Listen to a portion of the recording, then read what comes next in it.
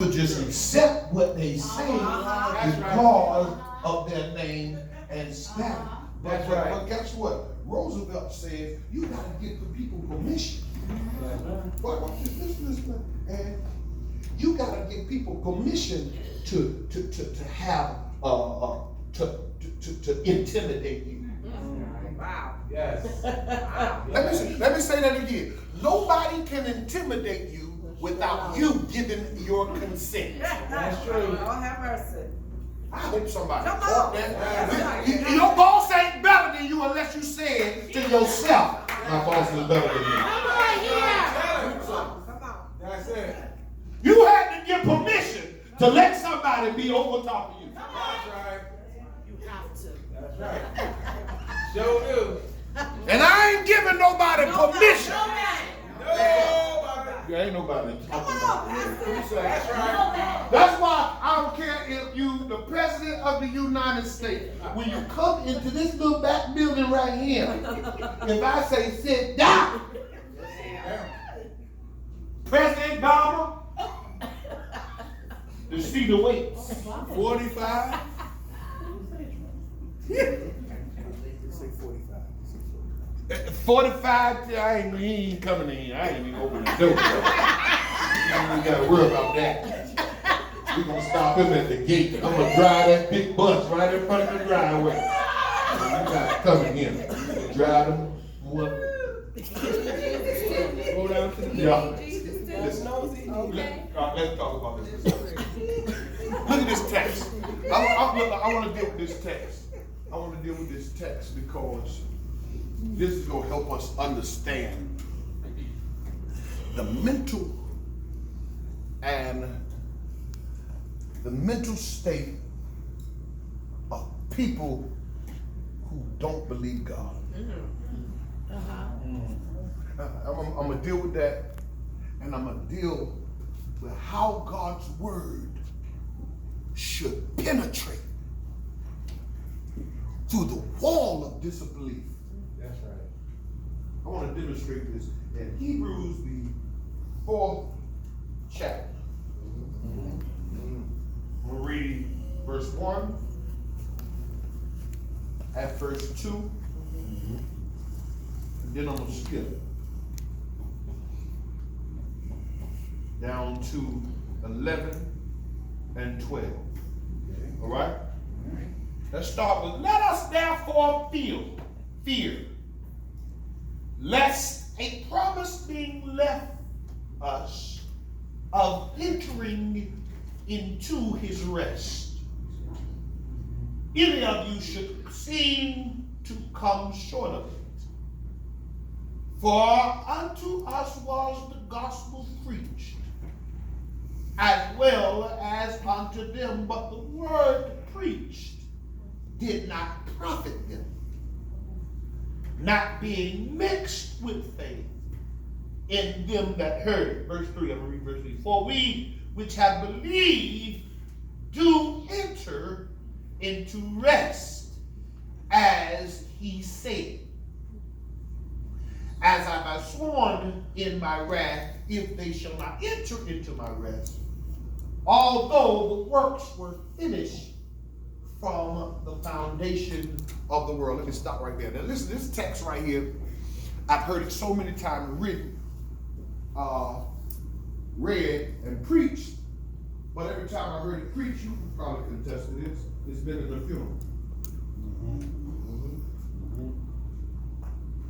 And the reason why it's been in a funeral is because that when the Bible speaks of entering into the rest, Lois, most preachers take it as if you die. In order to enter into God's rest, you gotta die. I got a problem with that. Amen. Because the text itself says further down that after God created the heavens and the earth, he rested. on the seventh day. Right. Now the problem with the believers equating God's rest to death is an issue to me. Why? Because I don't believe that there's death in God. Okay. Come on. Okay. Okay. Okay. Anybody with me here? Yeah, I got you. God is life, Right. Uh-huh. and life more abundantly. Now watch this. If God has rest, Uh-huh. because I don't believe God never sleeps nor slumbers, I don't believe that rest included God sleeping. That's right. Okay. That's right. Uh-huh. Come on. Am I making any sense? So then, what did God do to rest on the seventh day? Am I helping? Is everybody with me? Yeah. What did he do? When he made the heavens, the stars, the sky, and the fishes, and the firmament in the air, and the firmament the third day, the fourth day, the fifth day, and the sixth day, he made man and all the creepy things. And then the Bible says on the seventh day, He rests. he rests. Right. But what does it mean that he rests if God cannot sleep? Rest in creation.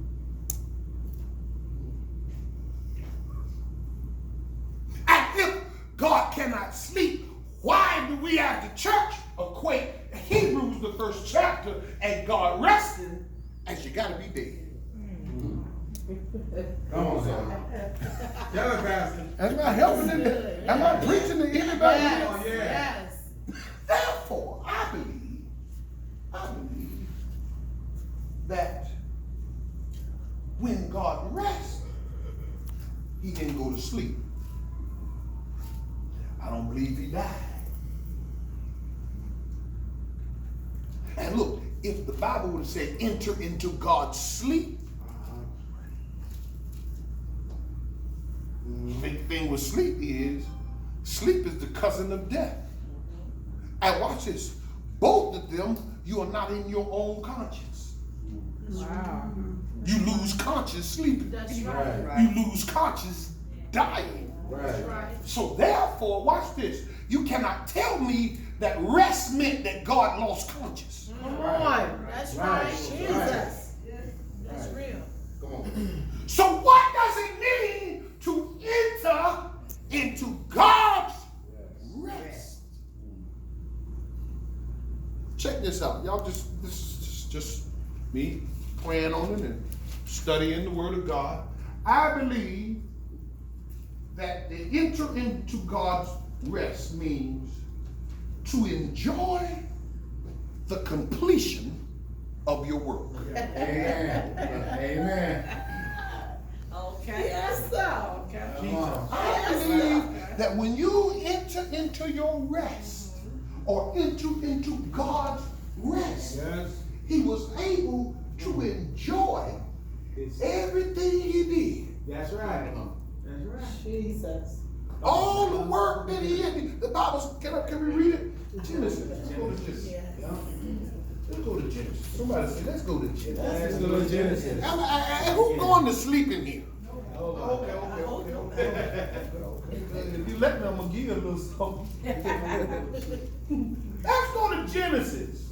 Somebody turn to Genesis here. We'll go to Genesis, the second chapter. Y'all ready? Yeah. It says, thus the heavens and the earth were what? Finished. And what? Watch this. He did everything in heaven. Right. See, I don't talk about this. They only talk about doing what they did in earth. And he did everything in the earth. And the Bible said all of it was finished. Yes. So in the angels he made, he finished it. That's right. Any mountains in heaven is done. That's right. And now, watch it. He's resting from all of his work. That's right. Y'all see it? And on the seventh day, God ended his work which he had made. And he rested on that seventh day from all his work which he had made. Do you not know entering into God's rest is finishing some stuff?